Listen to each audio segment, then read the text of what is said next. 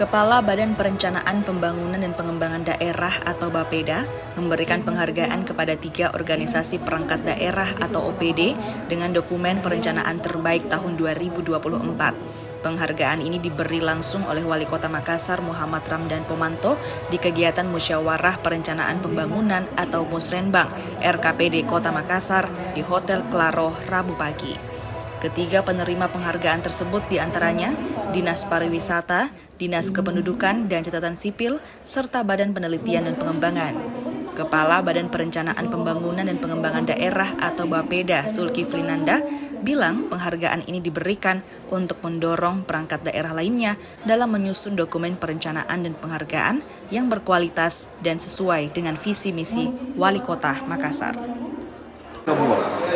Dan ketiga adalah inovasi. Jadi 3 indikator ini yang menjadi bahan penilaian untuk SKPD, dan kita lihat SKPD pariwisata yang memiliki nilai tertinggi 100, dan tim penilainya adalah ada dari Unhas, Dr. Sultan, kemudian ada dari provinsi, ya, Bapeda provinsi, dan kemudian ada Pak Sekda dan Inspektorat.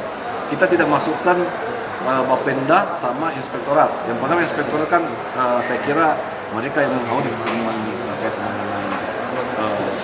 mengenai perencanaan, sehingga tidak objektif lah kita masukkan. Bapenda juga begitu karena PLT Sekda, jadi tidak objektif kalau kita masukkan. Mereka yang menjadi tim penilai mengenai RKPD. Bentuk prosesnya untuk memenangi ada? Tentunya penghargaan dari Pak Wali Kota, kemudian tentunya ada pagu program kegiatan yang nanti akan kita dukung. Tapi ini tergantung nanti dari TAPD. Tetapi itu akan menjadi prioritas program mereka yang mereka buat.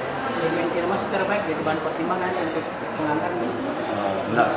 Tetap saja. Tetapi yang menjadi prioritas adalah dinas-dinas yang masuk 3 besar ini. Itu akan menjadi prioritas kita untuk pagu. Oke, Pak.